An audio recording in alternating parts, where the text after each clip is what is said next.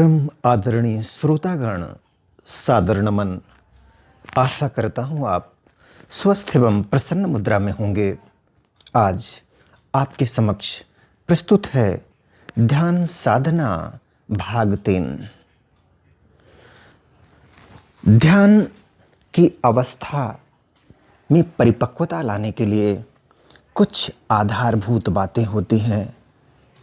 उसमें विशेष रूप से हम देहभान से कैसे परे जाएं, देहभान कैसे कमज़ोर हो और हम आत्म तत्व की ओर, आत्मचिंतन की ओर कैसे बढ़ें, इस पर हमने पूर्व के वीडियो में एक निश्चित दूरी तय की थी। आइए आगे की ओर बढ़ते हैं। आत्मदर्शन स्वयं का दर्शन, आत्मज्योति जगाले, बुझी हुई जगा कर ज्योति, स्वराज्य फिर पाले। तनाव से मुक्त होने के लिए, दुख की आत्यंतिक निवृत्ति के लिए हमें आत्मचिंतन करना आवश्यक हो जाता है। आइए देखें, आत्मदर्शन स्वयं का दर्शन, आत्मज्योति जगा ले। हमने देखा कि भ्रिकुटी के मध्य में जो आत्मा का निवास है, तार्किक दृष्टि से जिसका विवेचन पिछले वीडियो में हुआ था, कैसे हम समझें कि आत्मा का निवास भ्रिकुटी के मध्य में है। आत्मदर्शन स्वयं का दर्शन ध्यान करते समय यदि हम समझें कि हमारा जो आत्म तत्व है, हम शरीर नहीं, शरीर से पृथक सत्ता हैं, अलग हैं। आत्म तत्व है, वही राजा है। आत्मा राजा, कर्मेंद्रियों का प्रजा इंद्रियां सारी। आत्मा अगर स्वराज्य पे बैठे, सुख शांति हो भारी। यदि आत्मा का भान, आत्म अनुभूति प्रबल हो, शक्तिशाली हो, तो हम देह भान से, तन के भान से परे रहते हैं, तनाव मुक्त रहते हैं। भ्रिकुटी में जगती ज्योति, इससे हर एक ज्योति जगा लो। जिस तरह से एक जलता हुआ दीपक ही बुझे दीपक को प्रज्वलित कर सकता है, उसी तरह से जब हम आत्म भाव में परिपक्व होते हैं, हम यह चलते फिरते उठते बैठते अभ्यास में आ जाता है। हमारे अंदर यह सहज ही चेतना बनी रहती है कि यह शरीर तो एक माध्यम है, यह एक वस्त्र है, जिसको गीता में कहा गया है, वासांसि जीर्णानि यथा विहाय, नवानि गृह्णाति नरो पराणि। जिस तरह से पुराने वस्त्र को त्याग कर मनुष्य नए वस्त्र धारण करते हैं, उसी तरह से यह पुराना शरीर भी त्याग कर नया शरीर धारण करता। कौन धारण करता है? आत्मा धारण करती है, जो अजर अमर अविनाशी है। यह शरीर तो विनाशी है, परिवर्तन तो शरीर का होता है, आत्मा का नहीं। तो भ्रिकुटी में जगती ज्योति, इससे हर एक ज्योति जगा दो, सबको आत्मदर्शन करा दो। यदि हम आत्मिक भान में रहते हैं तो सारा संसार भी उसी स्वरूप में दिखाई देता है। सिय राम मैं सब जग जानी, करम प्रणाम जोर जुग पानी। और नवधा भक्ति की जो 7वीं भक्ति है, उसमें भी यही बात आती है। सातव श्रम मोहि मैं जग देखा। जब हम आत्म तत्व में टिक जाते हैं, तब परमात्म तत्व से सानिध्य होता है, समीपता होती है, नज़दीकी होती है। तो सातव श्रम मोहि मैं जग देखा, मोते अधिक संत कर लेखा। इस तरह से जब हम भगवान के सही अर्थों में भक्त होते हैं, तो चूँकि यह सृष्टि तो सारी भगवान की ही है, सकल सृष्टि यह मोर उपाया, सब पर मोर बराबर दाया, सब मम प्रिय सब मम उपजाए, सब ते अधिक मनुज मोहि भाए। परमात्मा स्वयं कहते हैं कि यह सारी सृष्टि तो मेरी है, लेकिन सबते अधिक मनुज मोहि भाए। क्यों? क्योंकि नर से नारायण बनने की सामर्थ्य उन लाखों जीवों में मनुष्य के पास ही है।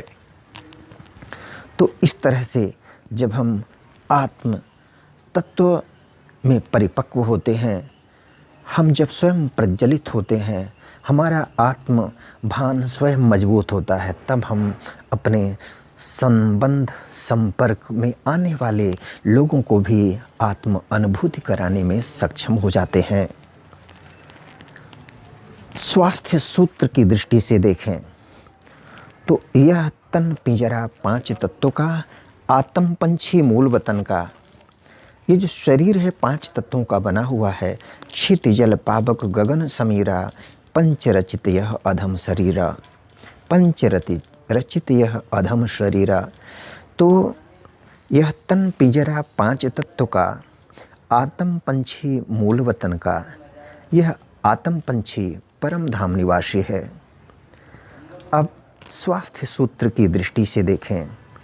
स्वास्थ्य, पहले स्वस्थ शब्द का अर्थ समझते हैं। स्व यानी आत्मा और स्थ माने स्थित होना, आत्म अनुभूति। हम आत्मा हैं, शरीर नहीं। यह अनुभूति जब पक्की हो जाती है तब समझना चाहिए कि हम स्वस्थ हैं। सामान्य अर्थों में संसार में व्यक्ति को हृष्ट पुष्ट देखकर समझ लिया जाता है, लोग कह देते हैं कि वह व्यक्ति स्वस्थ है, लेकिन स्वस्थ शब्द का वास्तविक अर्थ है जिसे आत्मभान हो, आत्म अनुभूति जिसने कर ली हो, ऐसे ही व्यक्ति को स्वस्थ व्यक्ति कहा जाता है। तो आइए देखते हैं स्वास्थ्य सूत्र क्या है। कर्म के अनुल्लंघनीय नियम अथवा विश्वनाट्य की सुनिश्चित योजना में दृढ़ विश्वास रखते हुए पवित्र एवं निश्चिंत जीवन व्यतीत करना ही स्वास्थ्य सूत्र है। कर्म के अनुल्लंघनीय नियम यानी एक निश्चित कर्म के परिणाम स्वरूप, कर्म फल के परिणाम स्वरूप हमारा जन्म किसी घर परिवार में, किसी समाज में हुआ है, तो यह अनुल्लंघनीय है। अवश्यमेव भुक्तव्यम कृतम कर्म शुभाशुभम। हमारे पूर्व जन्म के कर्मों के अनुसार यह जन्म मिला है, इसलिए इसमें अगर मगर किंतु परंतु की गुंजाइश नहीं बचती है। तो कर्म के अनुल्लंघनीय नियम अथवा विश्वनाट्य की सुनिश्चित योजना में दृढ़ विश्वास रख करके कैसे जीवन व्यतीत करना है? पवित्र एवं निश्चिंत, शांत एवं संतुष्ट रहें। शांत एवं संतुष्ट रहें, इसीलिए शांत एवं संतुष्ट रहें क्योंकि विधाता के विधान के अनुरूप पूर्व जन्मों के कर्मों के फलस्वरूप हमारा यह जीवन प्राप्त हुआ है, इसलिए उसे हम स्वीकार कर लें। स्वीकार भाव से जो हम जीने लगेंगे तो प्रश्न चिन्ह हट जाएगा। जो हमारे चित्त से प्रश्न चिन्ह हट जाएगा तो हम प्रसन्न चित्त हो जाएंगे, स्वीकार भाव में जीने लगेंगे। तो शांत एवं संतुष्ट रहें, चिंता करना छोड़ दें, इसलिए चिंता का भी विषय नहीं बचता है। जीवन की नैया कर दे प्रभु के हवाले, जैसी वो चाहे इसको वैसे संभाले। तो शांत एवं संतुष्ट रहें, चिंता करना छोड़ दें। आत्मघाती क्रोध आत्मघाती होता है। आत्मघाती का मतलब आत्मा की अनुभूति विस्मृत हो जाती है यदि हम क्रोध करते हैं, इसलिए क्रोध से भी बचें। आत्मघाती क्रोध, काम भाव से बचें। आत्मघाती क्रोध, काम, भय, भविष्य का कोई भय नहीं हो। भय भोजन प्रीता, भोजन विशेष रूप से स्वादिष्ट भोजन ही हमें मिले, इसकी भी लालसा नहीं हो। यदि भोजन बहुत ही स्वादिष्ट बना हो तो भी उसमें लिप्त न होते हुए निर्लिप्त भाव से समुचित सम्यक भोजन करें। अब देखें, being soul acting a role. हमें चलते फिरते उठते बैठते क्या सोचना है कि हम आत्मा हैं और अपनी भूमिका, अपना रोल प्ले कर रहे हैं। Being a soul acting a role, I am peaceful soul. मैं शांति प्रिय आत्मा हूँ, मैं आत्मा शांत स्वरूप, आनंद स्वरूप, ज्ञान स्वरूप, प्रेम स्वरूप, पवित्रता स्वरूप हूँ। इस तरह से हमें क्या सोचना है? फॉरगेट एंड फॉरगिव, इन दो चीज़ों पर विशेष रूप से ध्यान देना है। हमें भूल जाना है जो चीज़ भूलने लायक है, और फिर हमें क्षमा भी कर देना है। So I am sorry for what I have done to others. हमने दूसरों के लिए, दूसरों को दुख पहुंचाने के लिए जाने अनजाने में जो कुछ भी किया है उसे सॉरी बोलना। जब हम सॉरी बोलेंगे तो उस व्यक्ति को जिसने पीड़ा झेली है हमारी वजह से, उसकी प्रतिक्रियाएं जो होंगी, नकारात्मक वृत्तियां जो होंगी, हमें वर्तमान जीवन में कम प्रभावित करेंगी। इसलिए I am sorry for what I have done to others and I forgive them who have done something wrong to us. हमारे प्रति जिन्होंने जो कुछ भी गलत किया है उनको हम क्षमा कर दें। तो इस तरह से जब हम क्षमा करेंगे, फॉरगेट भूल जाएं और क्षमा कर दें, तब एक आँख में आ जाती है शांति धाम, एक आँख में बसने लगता है शांति धाम और दूसरी आँख में आ जाता है सुख धाम। इस तरह से देहातीत रहना, देश भान से परे रहना, देहातीत, दृश्यातीत, आँखों से जो दृश्यमान जगत है, काला गोरा छोटा मोटा, इन सब चीज़ों से परे रहकर आत्मदृष्टि से जीवन जीना। अमेरिकन महात्मा थारो के शिष्य एमर्सन थे। वो गीता की इन पंक्तियों को कहकर नच पड़ते थे, स्मरण करके, गा करके, सर्वभूतेषु चात्मानम सर्वभूतानि चात्मनि, यानी हमारा अस्तित्व समस्त प्राणियों में है और समस्त प्राणी हम में वास करते हैं। तो इस तरह से देहातीत, दृश्यातीत, वागातीत, वाणी से भी परे रहना, उल्ट ऊंचा नीचा किस तरह की वाणी कौन प्रयोग करता है, उससे हम आहत न हों।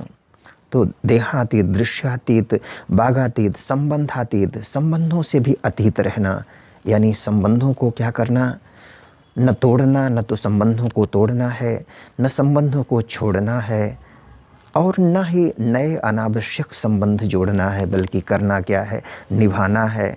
तो देहातीत, दृश्यातीत, बागातीत, संबंधातीत, अतीत, यानी इन सबसे परे रहना। समस्यातीत, जीवन में समस्याएं आती हैं, मेहमान की तरह समस्याएं, जिस तरह से मेहमान आता है एक निश्चित समय तक रह करके और उसे स्मरण रहता है कि उसे एक दिन जाना है, उसी तरह से समस्याएं भी जीवन में आती हैं, मेहमान की तरह आई हैं तो जाएंगी। तो इसलिए समस्यातीत भी रहना, न किसी को दुख देना है और न ही किसी से दुख लेना है।